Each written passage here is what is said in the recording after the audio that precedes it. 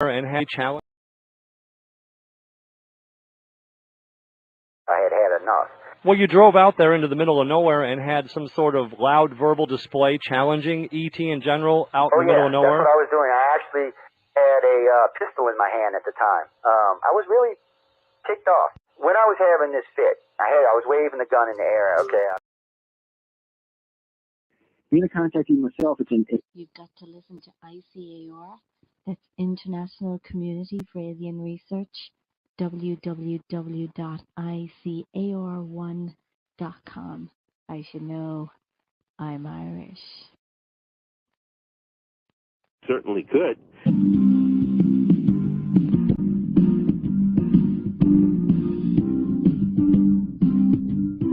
Live anyway.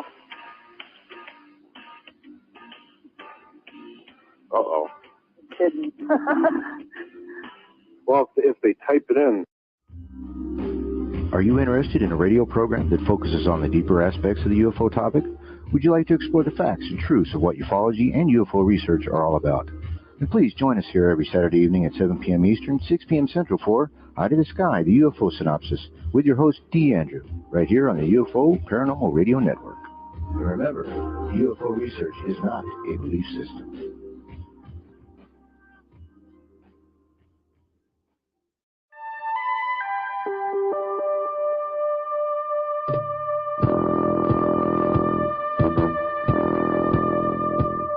Tune in to UFO Undercover, Wednesdays at 8 p.m. Eastern, with your host, Joe Montaldo, right here on the Paranormal Radio Network.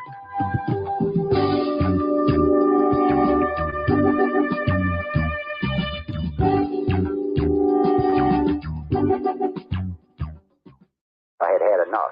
Well, you drove out there into the middle of nowhere and had some sort of loud verbal display challenging ET in general out in the middle of nowhere? That's what I was doing. I actually had a pistol in my hand at the time. I was really ticked off. When I was having this fit, I was waving the gun in the air, okay, and I had this fit. And at this moment, I said, okay.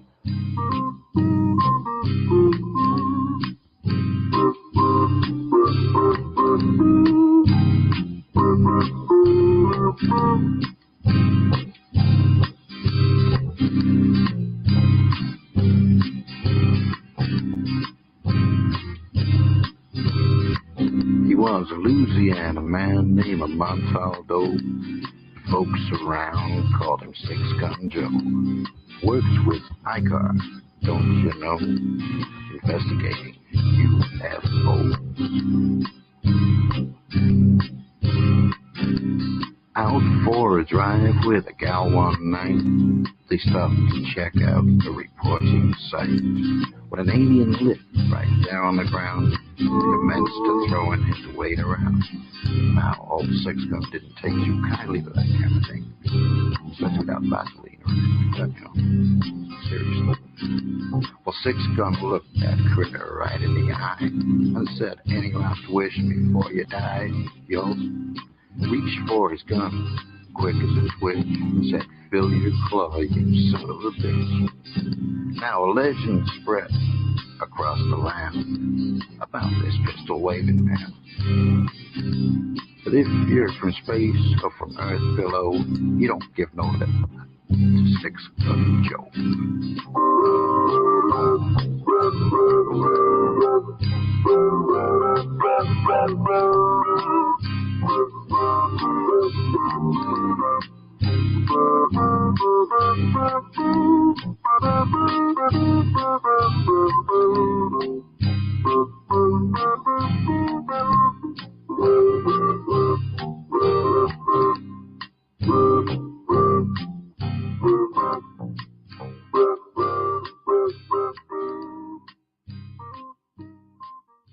Welcome to UFO Undercover with your host, Joe Montaldo.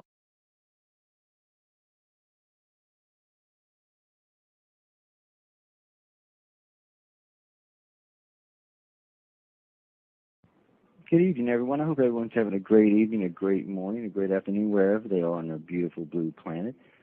Guys, you know, this is part of our contactee special we've been doing. This is actually the third show in the contactee. There was Darryl Sims and Karina Sables and Hellen Sanderson's going to be on with us in a few minutes, and I'm going to bring on a couple of things right quick, guys. All of these archives are available at www.paranormalradionetwork.org. That is always where the archives are located. Anything that might not be there, if it's something that is now listed as a pay-for-listen, it'll actually be listed over at blackvault.com, BBRN site, John Greenwald's site. It's over there. But there's a link off of the main paranormalradionetwork.com site. You can find it there.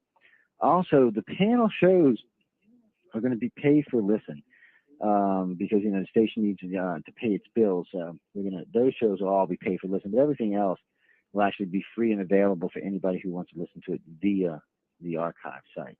The archives do really good. See, Karina Sables has already had about 10,000 downloads and about 700 plays, so it's little archive is doing quite well. Helen is someone I've been talking to on and off on Facebook now for, I guess about 2 years, I think. Somewhere right around there. It's just over a year. It Yeah. feels longer. Yeah, well, we're not going to be in perfect numbers here, but anyway, Helen, let me go ahead and introduce you to the audience, and I want you to tell the audience a little bit about yourself, whatever you feel comfortable with, and then we'll go from there. So go ahead, Helen. Sure. Okay. Thanks, Joe. And well, first of all, it really is nice to talk to you because just typing, and we neither of us like typing all that much.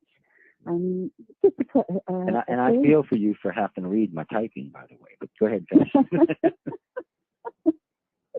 It's got a distinct Spanish accent to it. It's very entertaining. I love it. I love it. But yeah, no, thank you for asking me to do this. It's not often we get a chance to be properly heard, so I'm very grateful. Thank you, and to Bill for setting this up. Nice one. Yeah. But I don't really know where you want me to start. Can I start at the beginning? Well, what you feel comfortable with, because I know, this is radio, and fortunately nobody can see our faces. It's funny, Helen, because when I first started talking about my own experiences, I used to get kind of flush in the face. I was kind of grateful that we were on the radio and not on TV or anything. Yes, where anybody could see me, because I get fidgety on some shows too. It look kind of funny on TV, but it just start with, let's do this. Let's start with what's the earliest recollection you have of contact? How young were you? Oh, I don't have any recollection of contact at all until I was 27. Okay. And then I was taken in a very dramatic way, so there was no avoiding recognition then. But I must admit, I had lots of strange things going on when I was a child, which I now do connect with the experience, but I didn't then. I didn't put it together at all. I mean, the first really significant thing, I think, is that up until the age of about 13, I tended to have a lot of repeat dreams that were, some of them just weren't on this planet at all. They were very vivid. They were always in colour, and I could see myself clearly on this other planet, and I knew it was another planet because the skies were different. They were sort of swirly, a bit like a kind of Mercury effect, and there were touches of yellow, gold, pink in the sky. It was completely different to ours anyway, and going underground there, and I never saw any beings, but I knew I was on another planet. And now, wait, let me get you stopped there for 1 second. When you knew you were on the other planet, because I know you're kind of young in the dream here, sense of feeling. I mean, what was it? Fear, exhilaration, love, peace, hate? No, just being at home. Just being at home as if it was my home. But I didn't really. This was very young, Joe. From when I was a baby, I just started having really vivid dreams when I was tiny. And so I didn't have the wherewithal to check with other people then. Is this normal? I just assumed everybody had strange dreams. And later, as I got a little older, I did hear people discussing dreams, something fantastic happened. And I thought, that's normal then. It's normal to dream about things that don't really happen in everyday life. But then when I was 8, I started having dreams about this life in a place in Somalia. which I was very clear about as well. I could sort of see everything that was going on, and I was lucid dreaming a lot of the time, so that I knew that I was me, but I also knew that I was this man who was a sort of sultan in a place called Tahti Suleiman.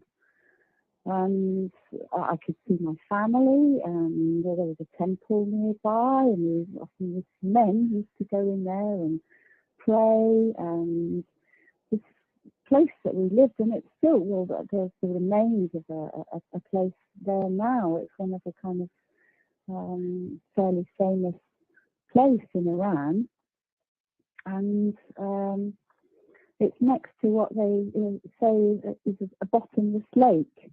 But in actual fact, I believe that lake used to be in another place. It just closed over at one point and popped up somewhere else. So what's going on under the landscape there, I don't know. But yeah, very, very clear dreams about this. And there was a sort of throne room. There was a lot of gold with these big pillars inside this palace, I suppose you'd call it. And it was nothing like there was a harem in this place as well. And I couldn't really have got this information from anywhere else because we didn't even have a television then. You know, I was completely unfamiliar with the whole concept of reincarnation.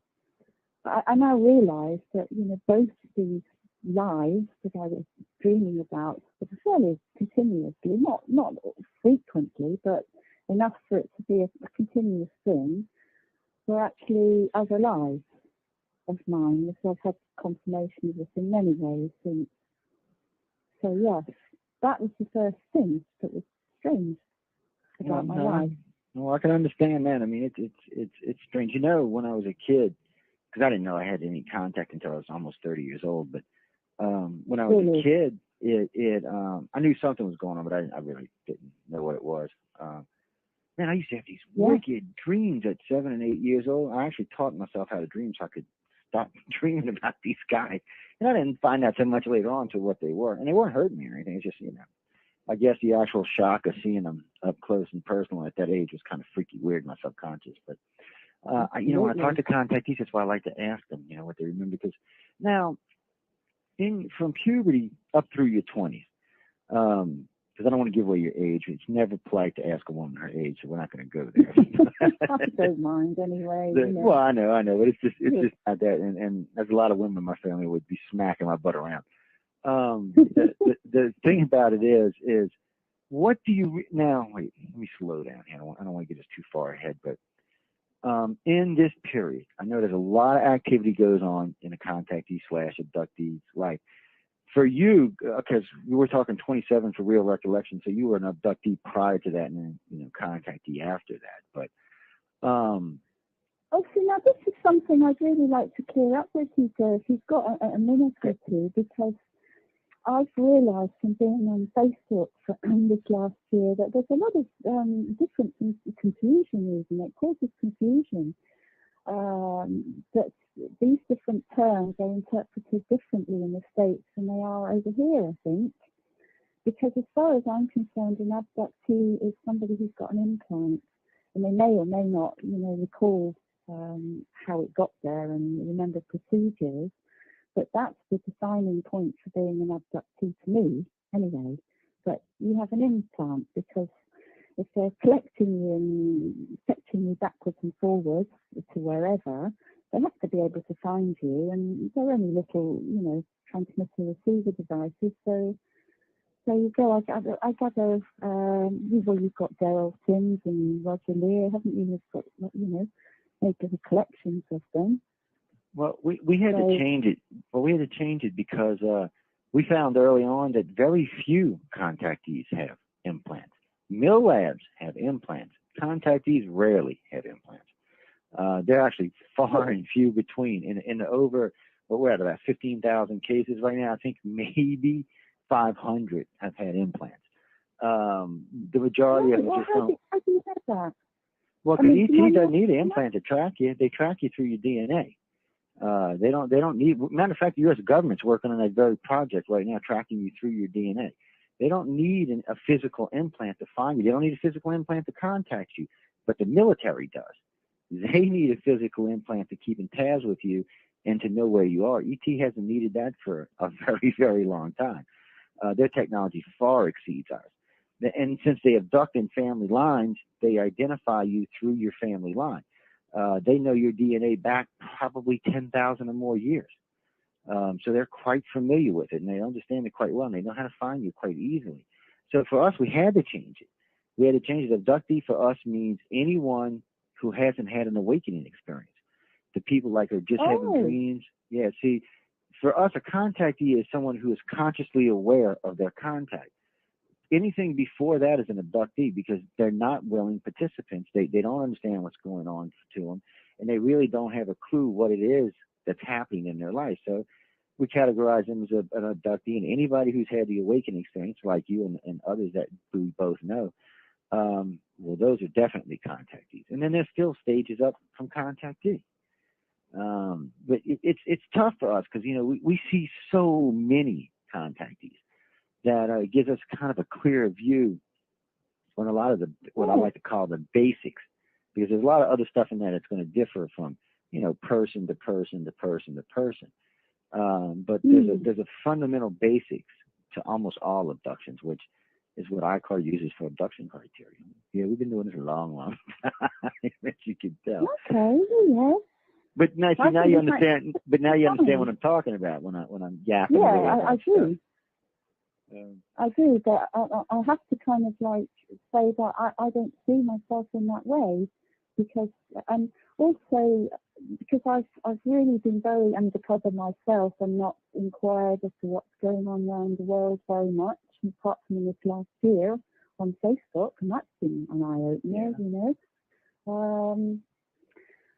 How can we put this? Do you then have a lot of investigative procedures that people are allowed to have CAT scans, or are they over there?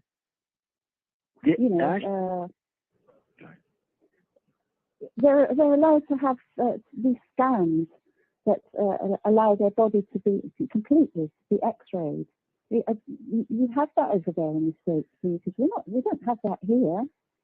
Oh, y'all don't have full scans, MRIs? Oh, we do, but I mean, they don't allow that. You just for the sake of doing it, yeah. And can you just whip me through your machine to check? Because as far as I'm concerned, that's the only way to be absolutely 100% sure. Because my understanding and what I've been told is that anyone who is taken either by the ETs or by the military have got to have these little devices in them, and there's no way of knowing exactly where they are. You might, I know some people that are pickled in them, that have 5 or 6 or 7. Some of them are clearly visible just under the skin, perhaps in an arm, and lots of people report having tinnitus or buzzing noises in their ear. And nosebleeds, which my daughter is also an abductee, and she tells me that, she knows, and I've heard other abductees saying this as well, Joe, that they kind of know, we know roughly when we're going to be picked up next, because we'll get this ringing noise in our ear or a nosebleed. And these are signals being transmitted through these implants. But that's what's causing the nosebleeds and causing the noises in the ear. But you wouldn't agree with that. Well, we don't even get nosebleeds anymore. That's a rare phenomenon amongst the contactee now. There's a lot of stuff that used to happen to contactees in the 60s and 70s that doesn't happen anymore, like missing time. 99% of all of our contactees don't even experience missing time anymore. They're not getting cover memories. They're getting feedback loops. ET has gotten very advanced in the last 2 decades in the way they do things, and they have changed the way they do things significantly, and they've changed it because of the researchers. Too many researchers were getting too close to what they were doing, so they started changing the way they do procedures. The You're not going to find grades with missing time anymore. You're going to find them with gain time or even time. You're just not going to find the missing time syndrome like you used to.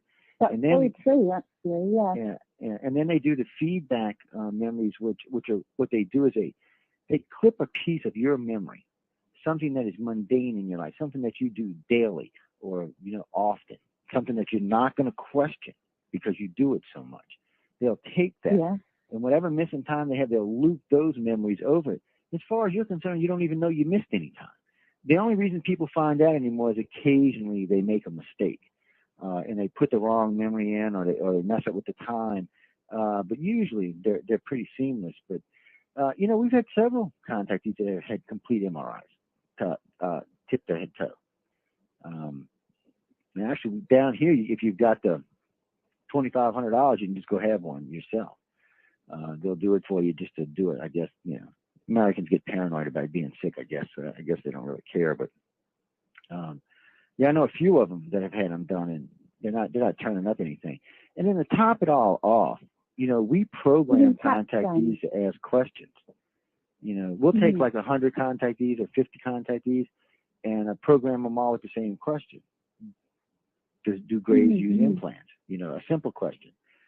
Things like that. And, we learn more and more. So it's interesting for us. And that's why we're doing these 18 panels shows is so that each contactee can tell us, and then we can go back and see what's similar, what's not similar, which one's standing where, and why. Because our goal is to find out exactly what ET wants and why there is so much difference between if you put 10 contactees in a room, the base of their contacts will be almost identical. Everything else will be completely and totally different. Well, since there are millions and millions of contactees, not everybody can be right. So it's really important for us to find out who actually is and who actually isn't. Because all the contactees think they're right no matter what. You're not going to ever change their mind about that. And it's not our job to even attempt that. It's not what we do. What we're doing is finding out which one of those is actually the ones, because you'll start finding similarities from different contactees. Different things and what they're talking about will end up being similar. So we can find some truths. And there's always going to be stuff that we just go, what the is going on here? There's always going to be that. Exactly. Well, and see, I living where you go. You might have to redefine the terms for me, Joe, because I've never had anything to do with the military. The military has never come into my experiences whatsoever. Really? And yet, I was taken in a very public, traumatic way the first time that I have any recall of. Obviously now I think they must have had some input in my life all along because of all the strange dreams and other strange things that happened to me when I was, periodic intervals as I was growing up. When I was 16, I had a 6-month bout of that Slider syndrome, where everywhere I went, I'd be affecting electrical gadgets. I'd go into a pub and the jukebox would jump and put another record on. And if I went into friends' houses, the same thing would happen with their stereo. And weirder things than that, because the tape would start playing backwards, or the person whose system it was couldn't even fix it until I left the room. I'd walk under lamp posts and they'd turn off or on, depending on which they were, lots of incidences of that. And I had another repeat bout of that when I was 19.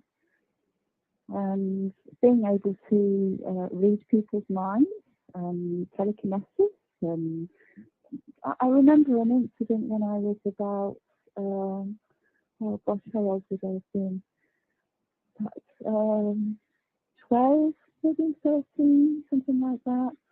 But we were playing with the Van de Graaff generators in physics. And when I touched it, these enormous sparks came out and kind of went into my hand. And then I was going around electrocuting everybody else for the rest of the day. Every time I came near anybody, these sparks were shooting out the end of my fingers when I was electrocuting my classmates. No, I've heard this before. Good. I didn't mean to interrupt you. Go ahead. Scary.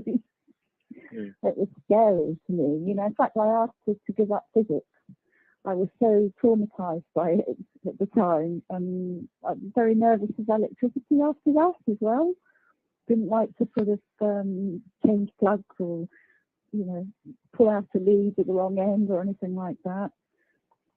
Well, contactees are prone to electrocuting things and destroying electronics and killing cars and computers and God knows what else. There is a thing. It works for some contactees. If by some miracle you can remember, you know, like if you were taken the night before or during a day, if you can remember, they say get those they're called static straps, and you put them on your hand and you connect them to something metal, and they say it'll drain most of that out of you. Now it works for me because I used to blow computers up like you wouldn't believe, and right now I'm sitting there 6 of them, 7 of them around me right now running. And they usually run pretty damn good, knock on wood, before we blow something up. But I do that. I ground myself out now. Yeah, I have to ground myself out. And, see, and that's another thing. When I meet a contactee like yourself, sometimes when I reach out to shake your hand, there's almost always an electrical charge. Almost always. It's just weird. Oh, yeah, we've got to stay away from each other. Well, I'm hoping to come to America, you know, before Christmas, but like, you know. Don't be electrocuting people, girl. They're blowing each other up. They frown at stuff in the States. Yeah. Now, I want to back up here for a minute. I want to ask you, because you were talking about your daughter earlier, and as a contact, you were children myself, knowing they're being contacted. How do you, now, initially, how did you feel about this? I mean, you know, you personally know some of the stuff that goes on in these contacts. You know, a lot of times it's easygoing stuff that's not, you know, really doesn't harm us anyway, but occasionally they do stuff that is intrusive, and a lot of times you don't remember it. But for you, how was it? I mean, when you realized, were you okay with they were taking the kids, or did you have any resentment? No, I was very, very shocked. I was really shocked. But you see, the thing with my daughter is I've got 2 children, and the one I am reasonably sure, and also my family, you know, my parents, the rest of my family, I am pretty sure that they've got no or have no knowledge of anything, and weren't in fact being taken. But I think we are still going to have difficulties with this terminology, Joe, because when I was taken, it was kind of out in the open, in public, and perhaps I could just tell you about that, so you will get the gist of, because I went into such a terrible state of post-traumatic shock after this happened that I basically didn't come out of my shell really for gone a decade.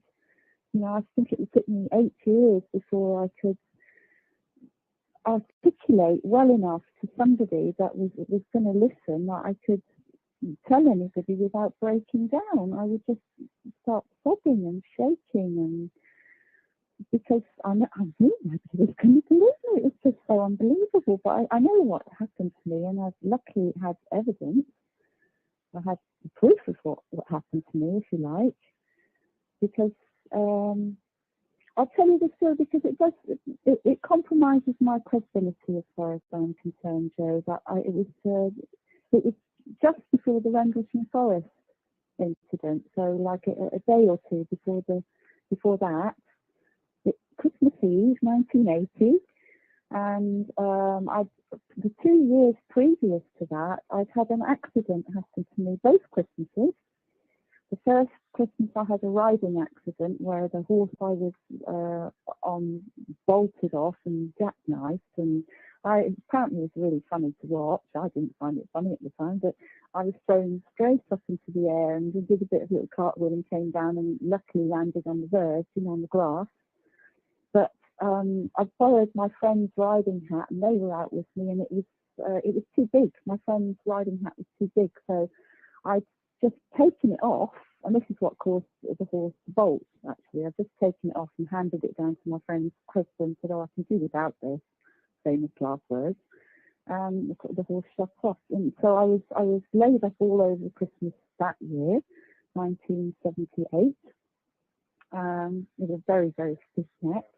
And then the following Christmas Eve again, I was at a party with friends and given a lift back on a really tasty Harley Davidson. But a peculiar thing happened as we were going around this big main, city roundabout. There was no ice, there was no wind, nothing, but the whole bike got lifted up off the road and thrown against these railings, and I broke my arm, so I was laid up over Christmas then. And this is all on my doctor's notes, So the following year, because they say things happen in threes, and I was, for some reason, as I now understand, my intuition is picking up on, but I was really, really nervous about going anywhere. Normally I went to visit my parents, always went to visit my parents at Christmas, and I phoned them and I said, look, do you mind if I don't come this year? I want to stay indoors or just stay somewhere close. I don't want any risk of any accidents. That's fine. And I decided to go and visit and stay with a couple of friends in Bristol, which is where I was living at the time. And being Christmas Eve, they decided to take some magic mushrooms, and I've tried those before, but had quite a nice time actually. In season, it's quite standard over here because they grow over here, And but they wanted to make a massive, great big pot of tea with them, and I wasn't prepared to do that because of the fasting. And I'd only ever eaten, 15, something like that. That's kind of a small amount, really, if you're used to them. So I knew that I didn't have any allergies to them or any funny reactions to them, even though I'd had some interesting things happen. It was never anything that bothered me. And so I refused this. We'd had a couple of splits, and we'd had some beer, some lager, so nothing excessive, just a couple of pints. And then it started snowing outside, and I thought it was really pretty, and I sort of said, I'd like to go out and, anybody want to come? But they'd had all, this pot of tea. To keep them company, I'd actually eaten 4, which would do nothing for somebody that was kind of used to them, if you know what I mean. In fact, I didn't really get any effect off them at all, other than, very slight. I consider very, very slight, mild effect, but nothing to speak of, And so I decided to go out myself. There were quite a few people out in the street because it was, we looked at the time before I left. I couldn't see the clock, so I asked my friends, what time is it? And it was 25 to midnight. They pointed out the clock to me, and I looked at it. All 3 of us looked at the clock. And I went down the doors, and as far as I was concerned, I was just going to walk around the block, admire the view because we were up on a high hill, look at the snow, and go back in. I wasn't expecting to be any longer than about sort of 10, 15 minutes. So I left the door on the nib, and started walking up this hill opposite, and there were 8 other people in the street as well as I was walking up. And I got to the top, and there was 2 men passing one way at the T-junction at the top, and another coming in the other direction, with a cat on the wall. I can still, this is the one thing that I can remember clearer than anything else in my life. Even though it's like 30 years ago, I can remember it so clearly, because as I got to the top, to prevent me getting in the way of these 3 people passing on the pavement at the top, I stopped just short of the pavement and turned around to look at the view. And the next thing I knew, there was this massive, absolutely massive beam of light came down. I'd say it was probably a good 100 feet or more across, and it encompassed everybody that was in the street. And I suddenly found that I was paralyzed. I couldn't move at all. I can remember my chin actually dropped to my chest. So I was straining to try and look up, but because I was above the people on the hill that I just passed, coming up this little short bit of hill, I could see them really clearly, and I seemed to be the only one that was still conscious. My eyes were wide open, but the rest of my body was completely paralyzed, and in the end I couldn't even force my eyes up any longer.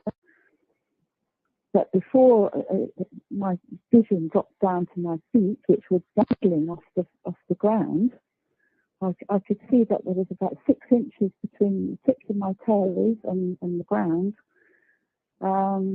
I also noticed that there were separate tubes, separate beams of light, smaller ones. Each one had encompassed these other 8 people. Well, I presume the 3 behind me, because I had my back turned to these 3 men that were tossing behind me by this point. And the beam, this is the thing, the beam of light went into the houses behind me as well. So I don't know how that affected people in the houses, but I know how I could see how it was affecting these other people, because they'd all gone limp and paralyzed like me, and they were in their own separate tubes of light, eyes closed, just hanging like me, just dangling there. And I started to kind of like rise really, really quickly so that I could see the whole of this hill and the view out over Bristol, which was very rare, and then the part of the planet, and then it was gone. And the next thing I knew, it was all going into reverse, and I ended up back on the same spot, and I knew immediately what had happened to me. There was never any doubt in my mind what had happened to me. But I mean, it was unbelievable. So I ran back down to the house where I'd left my friends. I felt so sorry for them there, because they'd had all these magic mushrooms, you know, it's like holiday time. And that's what they'd chosen to do, and I couldn't get them to kind of like take on board. And the first thing I said to them as I came back in, I was really flushed and sort of anxious. I said, I think I've just been taken up by a UFO. And they just stared at me, you know, and I tried to get them to go down. And it was at this point, I asked them, I said, what time is it? And it was 20 past midnight. So a whole 3/4 of an hour had gone, and I'd only walked 100 yards and back. If nothing happened to me other than I'd had a hallucination at the top of this T junction, it couldn't have taken me longer than 2-3 minutes at the outside to walk up to the top of this junction and walk back. I ran when I could like unstick myself from the pavement, because I still felt immobilized, because I was standing and chewing gum when I came back, and very disorientated, you know, but also really, really clear about what had happened. And they came and one of them came down to the door with me, and one of the there was an elderly gentleman who was one of the ones that I'd passed on this little bit of hill. He'd been talking to a friend over his garden gate. He was still there, and he had his head in his hands. He was just shaking his head backwards and forwards, and I thought, I know why, because he was one of the ones that I saw had been encapsulated in these smaller beams of light.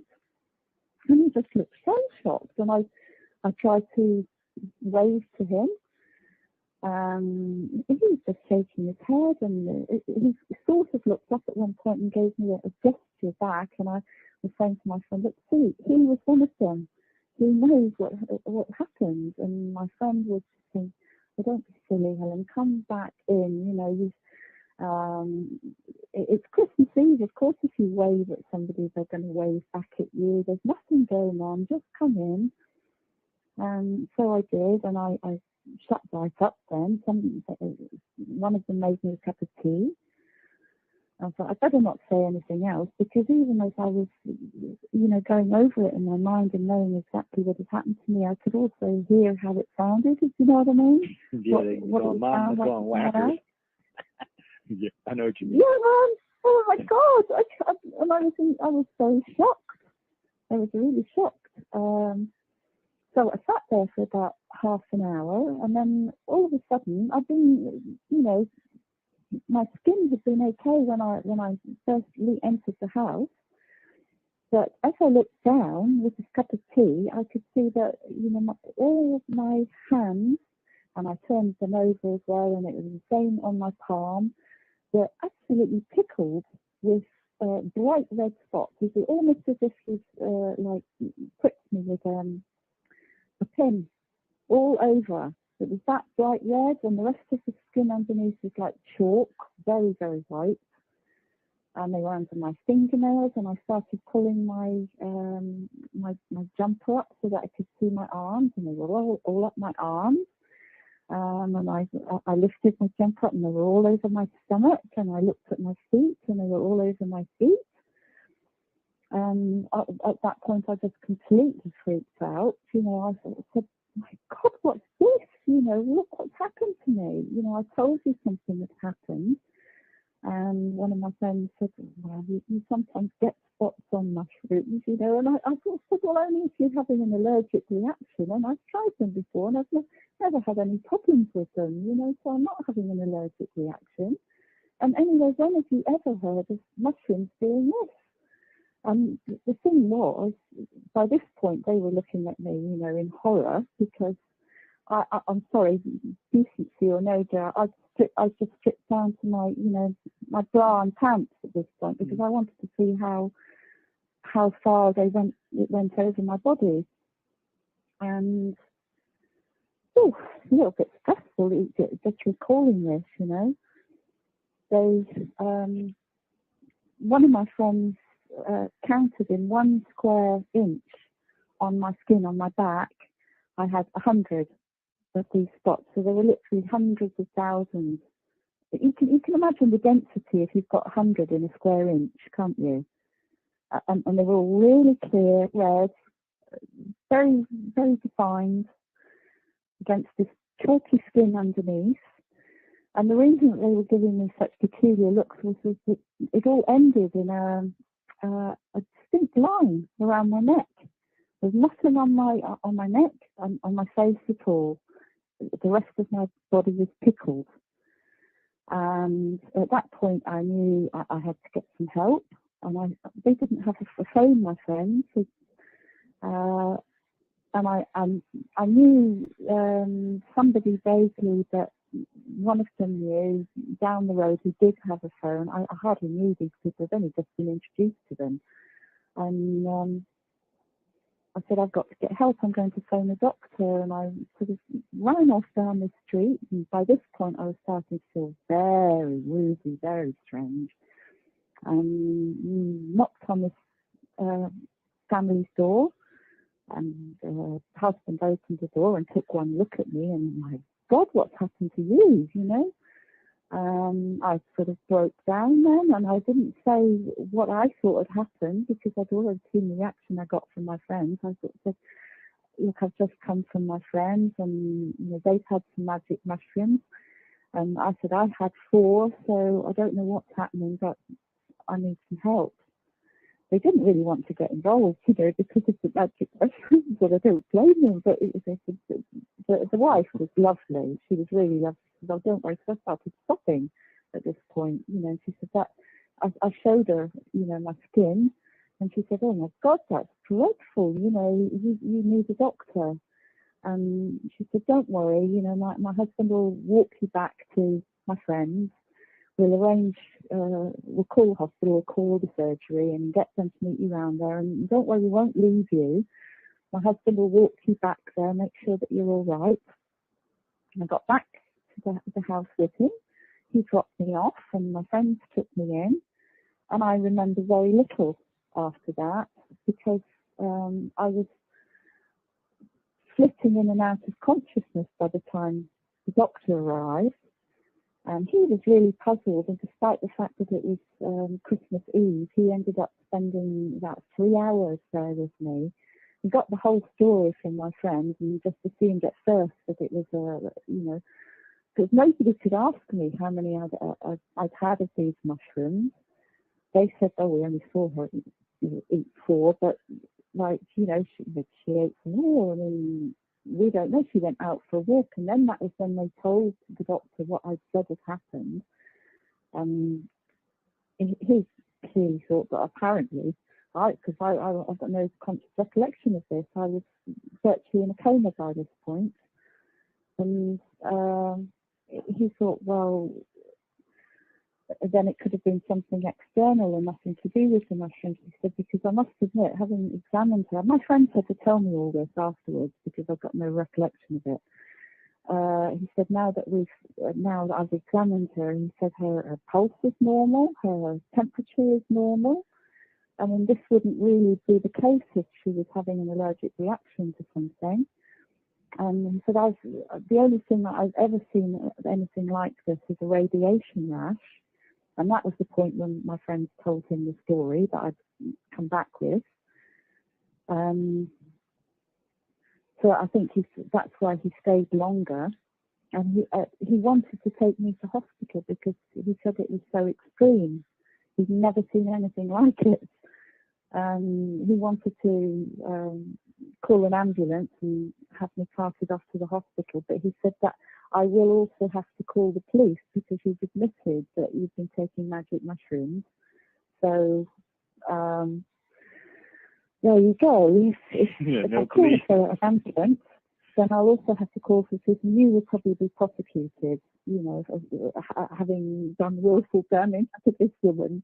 Yes, I imagine they found on magic mushrooms over there just like they do over here.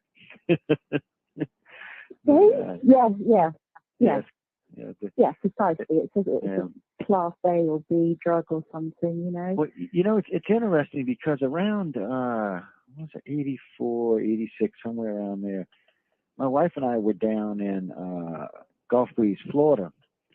And when we had an overhead sighting, now there was a lot of other stuff went on, but to make this long story short, because I don't want to get into it too much, the three of us were sitting there. My son, who's now is 25, I think was 3 at the time, or 2. And when all this went on, all of her arms, all up and down, all around her body were just covered in these, I guess, blisters. Covered in what, sorry?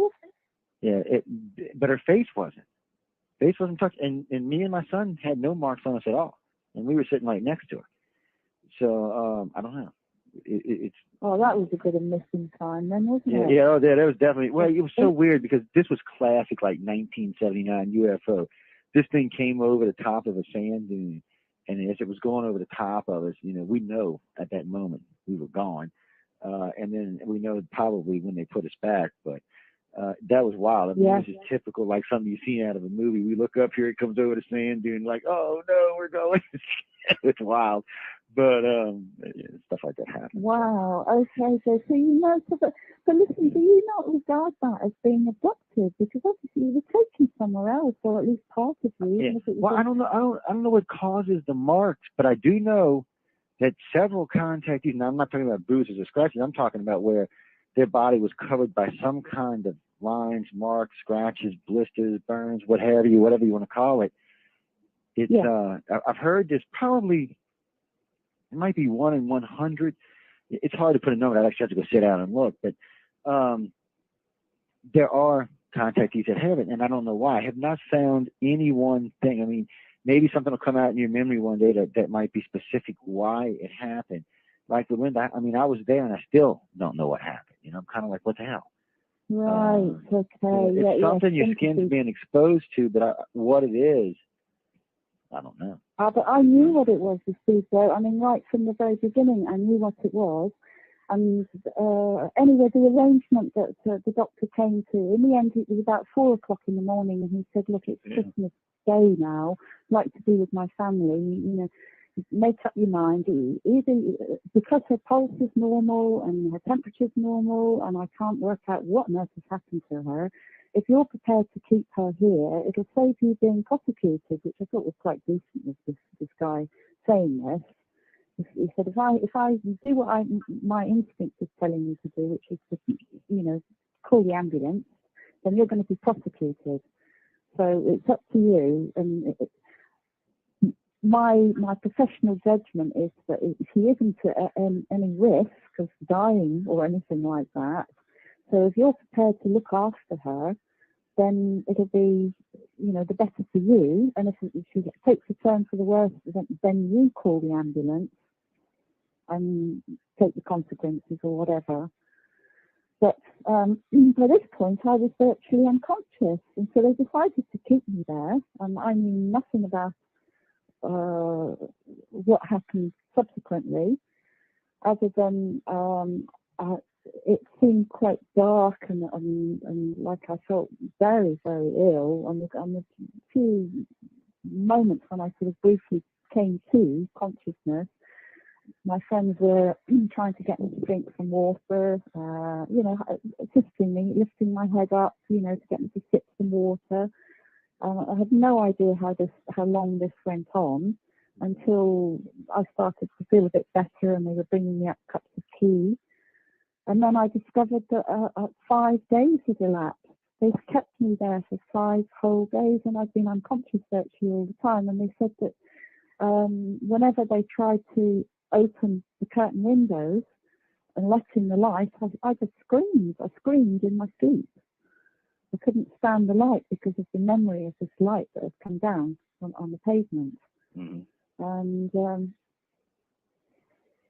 because by the time I was well enough to get up, it was the 29th. I'd lost 5 days.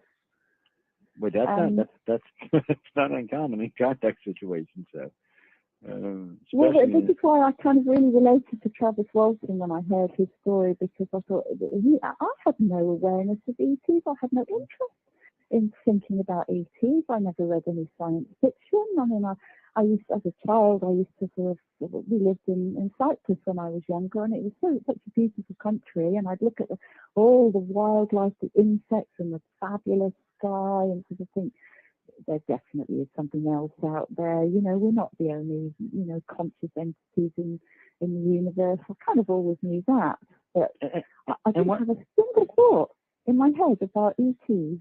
Not one. Well, yeah, that's not that uncommon. Good.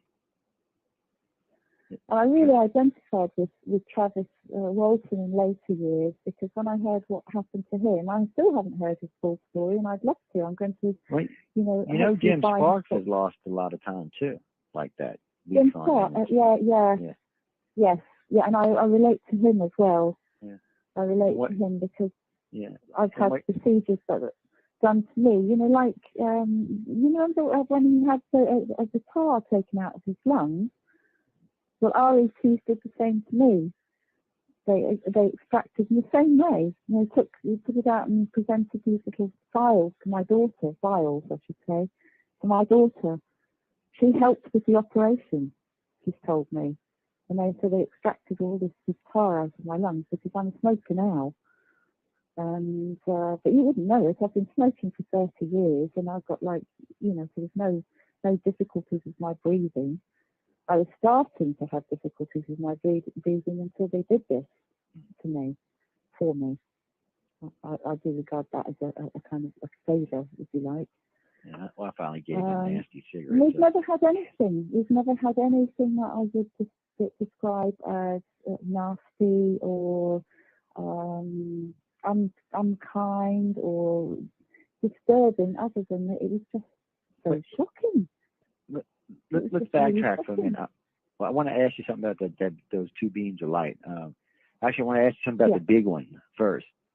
When you felt, could you like feel it on your skin? Was like there an energy feel, or warmth, or a heat, or a cool, or any kind of vibration? Or even a force? Because I hear different descriptions, and I'm really trying to pin this down to different types of fields. I'm trying to understand which ones do what. So, I mean, was there even a smell present? I was immediately paralysed, you see. So whatever sensation there might have been, all I could do was just observe through my eyes, which I couldn't even keep upright properly because of so much chin had hit my I still think it's freaky they let your eyes move. That still freaks me out. But go ahead, I didn't mean to interrupt you. It still freaks me out because people describe about being paralyzed, but they can move their eyes around. I'm like, that's just creepy. It's like they want you to look around. If you can spare, sort of another 3 or 4 minutes here, I will tell you the continuation of this. Is that I was too embarrassed to kind of discuss this with my friends who'd been with me, and I was still in a terrible state of shock, even though I'd been unconscious for 5 days. And I said I just wanted to go home. that statement was met with an equal amount of kind of like, you know, anxiety and relief on all our parts, I think, because, you know, they knew that I'd have, they've been looking after me for these 5 days, so they could see what state I've been in. So they were worried about me, but they were also, it was too weird. You know, it was really too weird for them to be able to cope with. And so they just called me a taxi and I went home. And that very night, I had the most vivid dream. And it was all action replay. So it was kind of, there'd be like a little 2-minute sequence, and then it would skip back again and restart of exactly what had happened to me in that missing time, in that 3/4 of an hour missing time. And the first thing I saw when I had this dream was that I was lying on a bench or a table, and there were 5 little grey speakers working away at some instrumentation beside me, and I could see down one side of my body, because again my body wouldn't work. I tried to send the signals to move my hands and move my legs, and I couldn't, so I was still technically paralysed, but I could see just down this one side of my body that my head had fallen on, and I could see these, they were about 3 foot something, I suppose. I'm just judging this now, because as I say, I was strapped to the table, so I've got no real conception of how high the table was, but I could see their feet, and just, you know, sort of trying to measure them up against myself, what I could see of my body. I judged them to be about 3, and they were cloned as well. There were 5 of them, and they were all practically identical. And when they moved in rhythm. One would lift up a leg, and the other 4 would follow it, if you know what I mean. So they were operating as a unit, and they went everywhere together. It was like having one 5-aspect unit with lots of arms and legs, all moving, doing the same thing. And I was very, very aware of this in my dream, what they were doing. And then they moved behind me, and I could sense, and I could intuit that they were telepathically getting a message from another being, or as I then discovered, because I was able to kind of swivel my eyeballs around slightly, and this door opened. I was in a semicircular room with, you know, low light, but, you know, bright, different, like fluorescent almost. And this door opened, and the light just came flooding in then, and I could see these very tall creatures that had hugely high domed heads, like really from their eyebrows, or where their eyebrows should have been, because I couldn't make out any eyebrows. In fact, they had so much light emanating off them that I couldn't really individually make out their features, other than they didn't appear to have any ears, and the area from round about where the eyebrows to the top of their head was deeper, was taller than the whole of the rest of their face, and they had very long, thin arms, and I would say they were about 7 foot tall. Judging again, just making an estimation. And they walked towards me, and I could tell definitely then that they were sending some telepathic messages to the 5-seater. And they moved around behind me, and all of a sudden my vision felt slightly more restricted. I found out later, because they told me, that they put a helmet over my head at this point.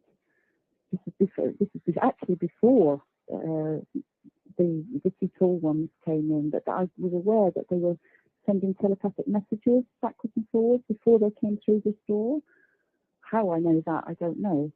But so yes, I'd already had the helmet put on before they opened the door. And then they came in, and they just walked, sort of glided, seemed to glide towards me. And one of them extended his middle finger towards my forehead, and that was it. I was out. I was gone. So for the next 14 months.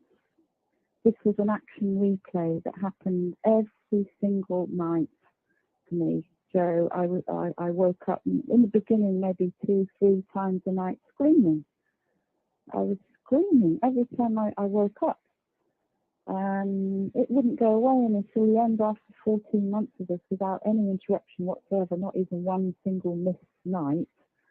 I couldn't take it anymore because my whole life was falling to bits to this point. I couldn't cope with anything. I mean, even trying to move around was difficult for me because I often used to feel like my whole feet was stuck to the pavement or stuck to the floor wherever I was, and I was struggling to fight the battle against this inertia even to move. And then all of a sudden it would, like chewing gum, if you get chewing gum stuck to your shoe, my heel would kind of lift and I'd suck myself, off enough to be able to carry on walking. But I felt as if I was in this awful state of suspended animation.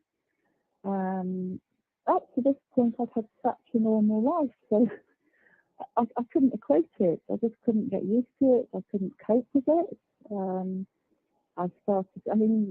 What had been a kind of like a weekend in a recreational habit of smoking grass and having a few beers with my friends as we went down the pub, nothing extreme, turned into practically a vacation overnight. I just couldn't cope with it.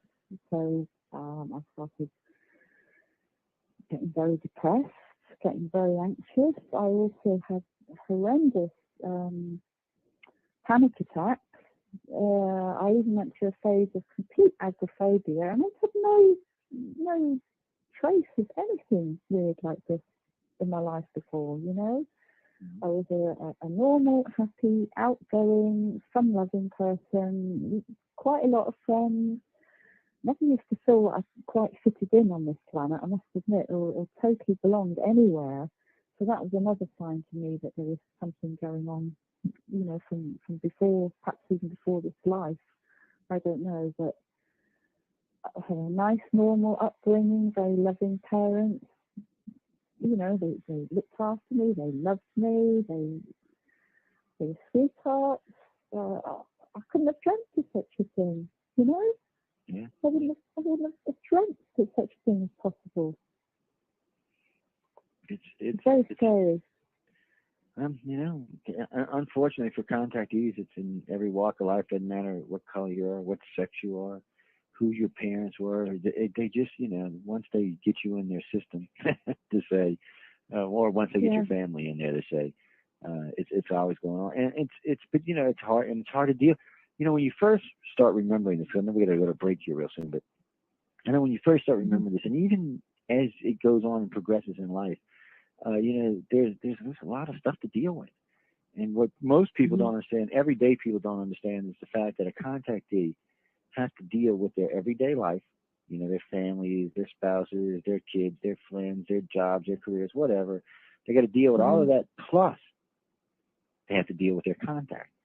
And right. It's one of the things we have found common in contactees. They are natural born survivors. 99.95% of them are. You could drop them in the middle anyway, they're going to survive. But it's hard, and some of them do go over the edge, and some of them, kind of flip out on us. But we're going to stop right there, Helen, because we got to take a break. Yes, we got to take a break. Hold on 1 second. Ladies and gentlemen, we're going to be right back. Let me take us to a break, and I'll see y'all about 8 minutes.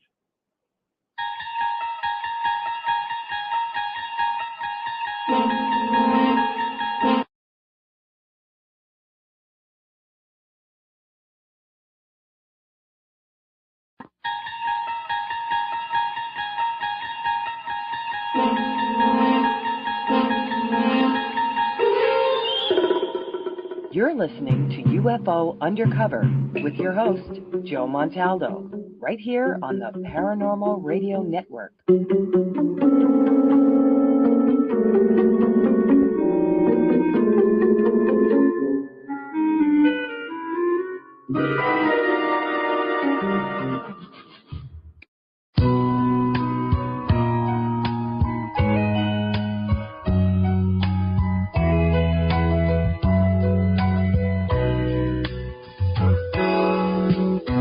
New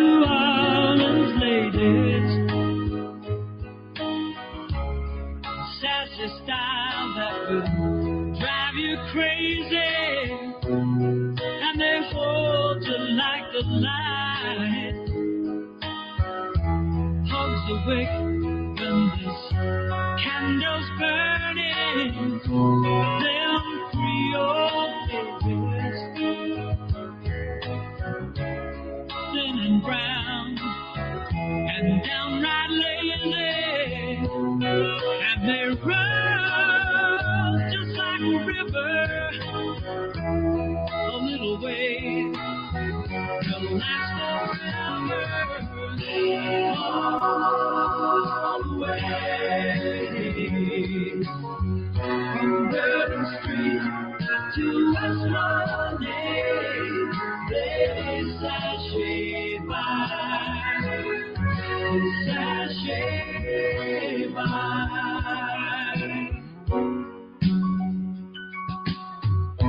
New Orleans ladies, a flair for life, love and laughter, and they hold you like the night. Hold the chill when there's current blowing, them Creole babies, they strut and sway, dusk till dawning, they run just like a river, a little way, let's go forever, all the way, from Bourbon Street to West Monday, they sashay by, they sashay by.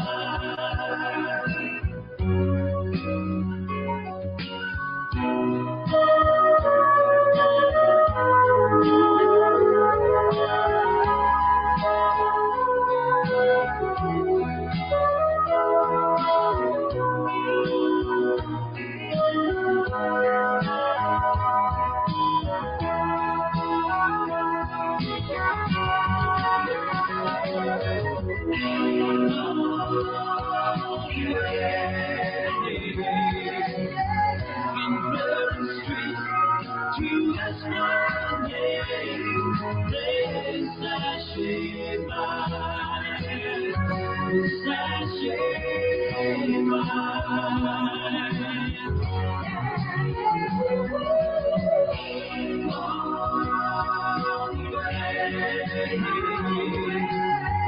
From Bourbon Street to West Monday, they sashay by, they sashay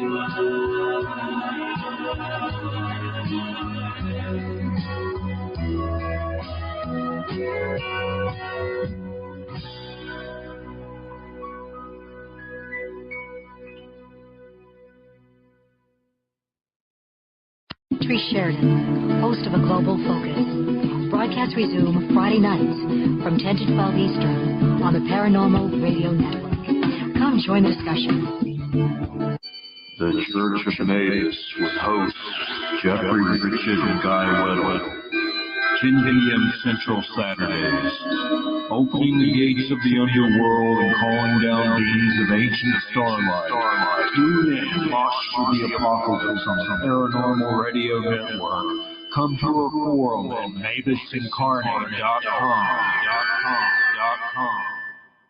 Hi, I'm Gia Scott. I'm the host of this really cool little radio program on Tuesday nights from 7 to 9 p.m. It's called The Dawn of Shades. I bring in a wide variety of guests, and we talk about all sorts of things. Some of them are authors, some of them are experiencers, but it's all paranormal. Do tune in to The Dawn of Shades from 7 to 9 p.m. Tuesdays, and you can always catch our guest list at www.giascott.com. Light up your night with The Kevin Smith Show. Hi, this is Kevin Smith. Join me Monday through Friday right here on the Paranormal Radio Network.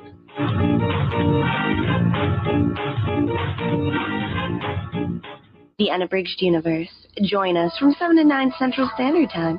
Saturdays, as host Jason Wilson and I, Victoria Rose, bring you the perspectives of guests on every topic, from extraterrestrials on the edge of the galaxy to issues that affect you right here at home. It's a big universe out there, and we're likely to cover anything. Do you have any topics that you'd like to have discussed? Know any researchers or free thinkers out there you'd like to have on the show? Log on to www.unabridgeduniverse.com and let us know, only on the Paranormal Radio Network. Hi, I'm psychic medium Chris George. And I'm Stephanie Benetti. And we're Second Sight NYC, a psychic and paranormal radio show based out of New York City. And Chris is a psychic that tells it like it is. So if you want something sugar-coated, just buy a donut. Each week we'll have an interesting guest, and I'll do psychic readings and dream interpretations with a psychic twist. We touch on all that is paranormal, from exorcisms to ghost hunting. From seances to passing spirits in the light. Yeah, and sometimes Chris gets a little carried away. But Stephanie's always there to reel me back in. We're making the unbelievable believable. Join us. Hi, you've got to listen to ICAR. That's International Community for Alien Research.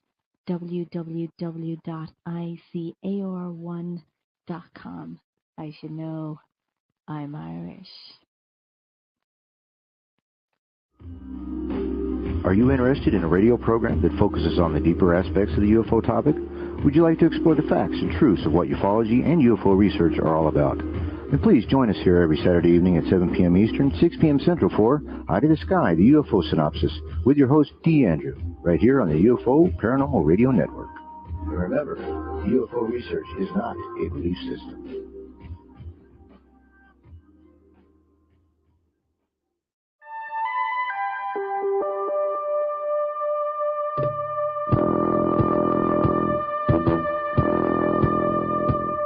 Tune in to UFO Undercover, Wednesdays at 8 p.m. Eastern, with your host, Joe Montaldo, right here on the Paranormal Radio Network.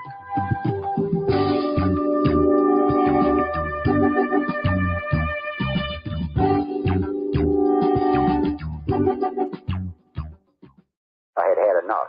Well, you drove out there into the middle of nowhere and had some sort of loud verbal display challenging ET in general out in the middle of nowhere? That's what I was doing. I actually had a pistol in my hand at the time. I was really ticked off. When I was having this fit, I was waving the gun in the air, okay, and I had this fit. And at this moment, I said, okay.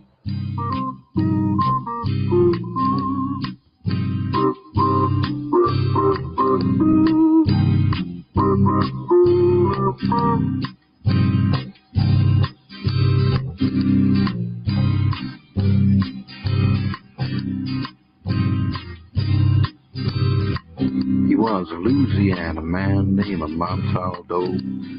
Folks around called him Six Gun Joe.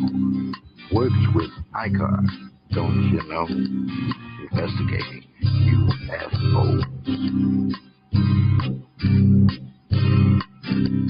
Out for a drive with a gal one night, they stopped to check out a reporting site. When an alien lit right there on the ground, commenced to throwing his weight around. Now, old Six Gun didn't take too kindly to that kind of thing, especially without Vaseline or anything like that, you know. Seriously. Well, Six Gun looked that critter right in the eye and said, "Any last wish before you die, yo?" Reached for his gun, quick as a twitch, and said, "Fill your claw, you son of a bitch." Now a legend spread across the land about this pistol-waving man. But if you're from space or from Earth below, you don't give no lip to Six Gun Joe.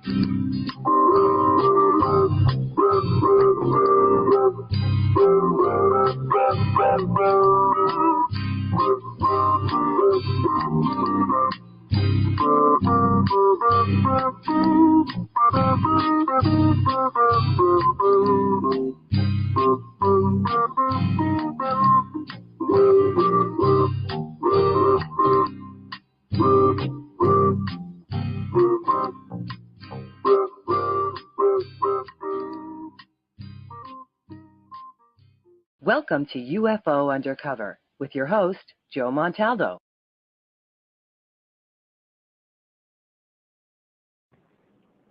Good evening, everyone, and welcome back to UFO Undercover. Like Natasha says, I am your host, Joe Montaldo. I hope everybody's enjoyed the first hour of the show. Our guest is Hellen Sanderson. We're going to actually get into a couple of things because I want Hellen, to really feel about what she wants to talk about on here, because this really is about the contactees over the next 7 or 18 weeks. I really want to get everybody just to feel comfortable and talk about what they need to talk about. And, Helen and I were talking at the break about terminology around the planet. It's going to be tough to get everybody on the same page. What do you think, Helen? You think it's going to be a fight the whole way? I think so. Yeah, absolutely. I think they're going to resist, but it should be good, because really and truly, they're. I was talking with Mike Hess a couple of days ago. He's in China. And we were discussing the directorships in China and who's going to take over and who's going to do what over there. And we were discussing terminology, because for the Chinese, an abductee is someone who doesn't know they're being abducted, and a contactee is someone who like Billy Myers, who's peace, love, and light, and they've got another term for everything in between. So I'm like, wait a minute, this is not going to work. This is going to get really confusing here really fast.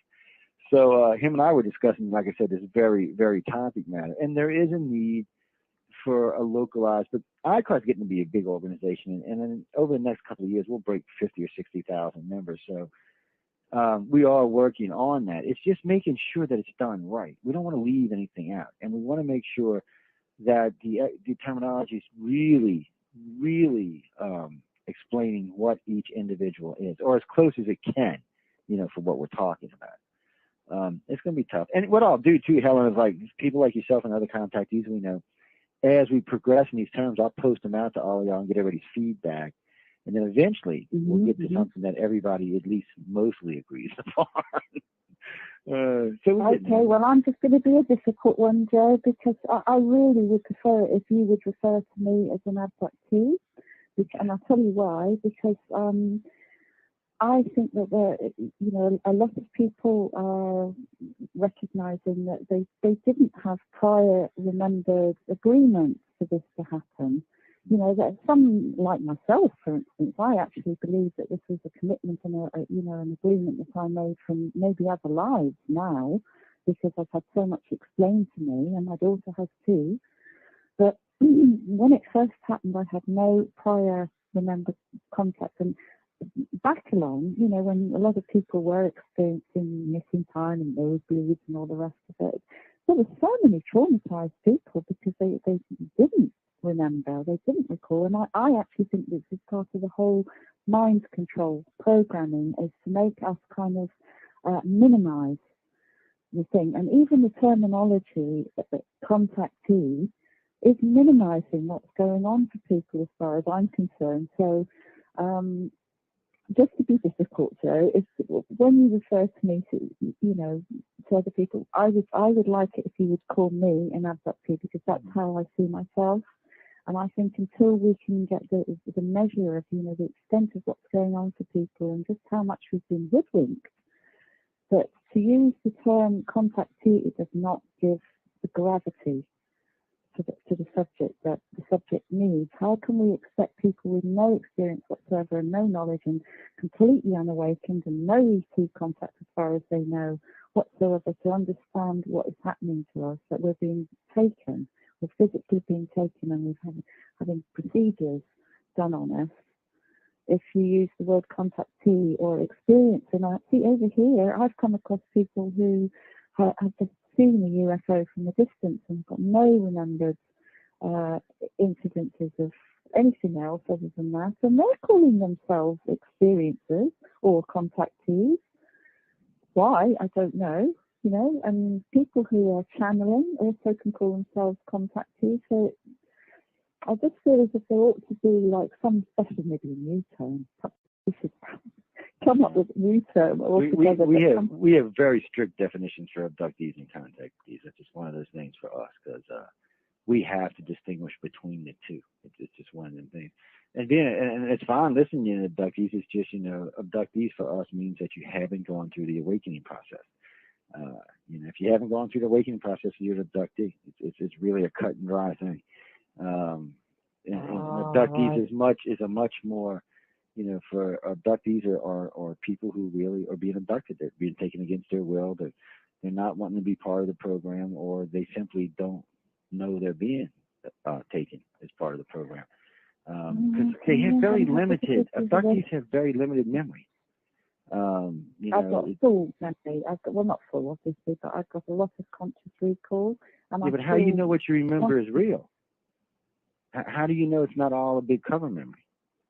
Or how do you know it's not genetic memory, which is something we find now? They've been orchestrating what goes on for me in my life in many, many respects. We haven't got time to go into it right now, the whole bulk of it. But for instance, I'll give you a good example. How I met Nick Pope, for instance. I went for 16 years, I think, without, meeting another abductee at all. I didn't meet anybody that had this type of experience. I had very, very few friends that were even prepared to talk to me about or listening to me about what had happened to me. And each time, I got that opportunity, I would be shaking and sweating and sobbing just because of the sheer trauma of it all. And so that was very difficult as well, going all that length of time without another person to talk to. But in one of our local pubs, there was a notice up on a friend's music shop, about a talk, about the paranormal, and I decided to go along to that. And the chap who was running that is actually, one of the world's most well-known cryptozoologists, Jonathan Downes. He was running this group. He just happened to live in the same town as me at the time, and I went along to this, and he came over in a break because, my friend told him about me, and he said, well, what's the strangest thing that's ever happened to you? And I said, well, I doubt you've ever come across anybody that's something weird like that happened to me. Oh, I doubt it. You name it, I've researched it, and this is in fact true, because as soon as I told him, he was, oh, yes, I know what they get up to. I was talking to an abductee, just earlier this week, an elderly lady, and he said, actually, there's somebody who lives just across the park from you, literally, a few hundred yards away from you, and she's been abducted. And I'll put you in touch if you like, if you would like me to give you her phone number. And this turned out to be Bridget Grant, who, the minute we were introduced, we just couldn't stop talking with each other. And actually, if you're listening, my God, I tell you what, she practically saved me from going insane by this point, because I thought I was never, ever going to meet anybody that had had anything similar happen to me. And she was just such a sweetheart to me, really. Filled me in on a lot of very up-to-date stuff, because she's always been very good about keeping right on top of, developments and, conferences, and knows exactly what's going on that score. And it was because, partly she was friends with Nick Pope. Now, when she said straight away, you should get in touch with him. I could get into, if you'd like to call him, I'm sure he'd be really helpful, really interested. And I didn't want to know. I really didn't want to know. I sort of said, no, look, I'm sorry, I don't want to, because Nick was still, with the MOD at the time. And I said, I'm not interested in being in contact. Nick won't mind me saying this. I know he won't mind me saying this, because I've been very upfront with him too. I told him this. I did not want to be in touch with anybody who's working for what I consider to be the agencies doing the covering up. Because by this point, you see, the ETs had told me an awful lot, and I knew. And I knew that the military was very, very involved, that they were covering up what was going on. So I refused to get in touch with him. And despite these saying, look, Nick's not like that. He's really nice. He's been very helpful to me. He knows an awful lot. Mine all skeptic, yeah, I bet he does. I'm sorry, I don't want to know. I'd rather kind of stick to my experience and talk to people like yourself, someone that I know has had a similar experience. Well, as you said, they're not similar. They are always these very different details.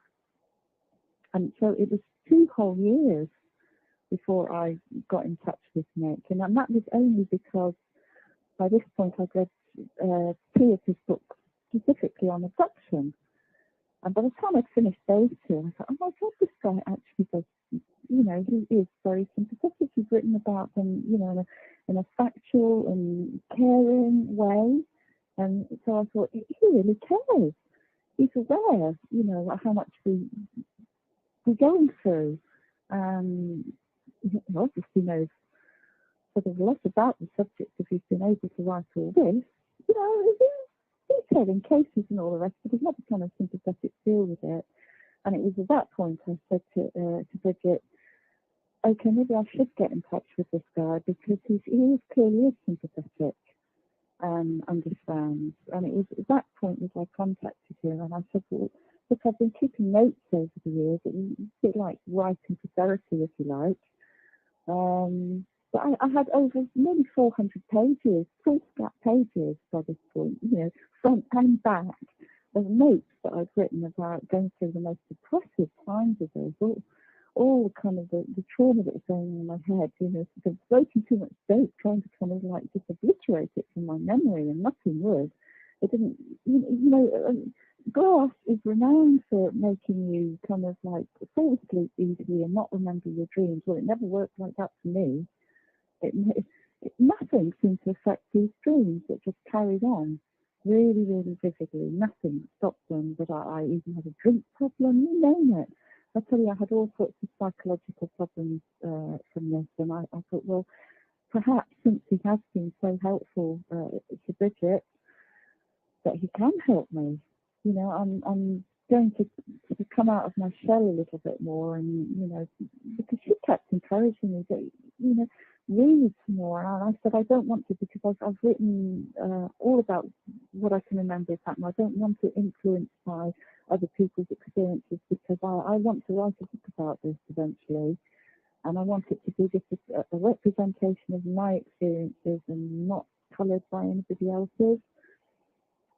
She didn't really understand that, and I didn't understand her point of view because Nick, by this point, had offered to take her over to the States and have her regressed by Bob Hopkins, and I think that actually happened at one point. She was saying, I'm sure something similar could happen to you. Are you kidding? Well, my response was, are you kidding? I can already remember far too much consciously. Why on earth would I want to put myself through something like that so that I can dredge out more details? You've got to be joking. I really wasn't interested in that at all. I was suspicious of the whole process because by this point, of course, there's been lots of controversies even recently about, how much is instilled into the patient, the client's mind, how valid it is, how, safe it is, all this.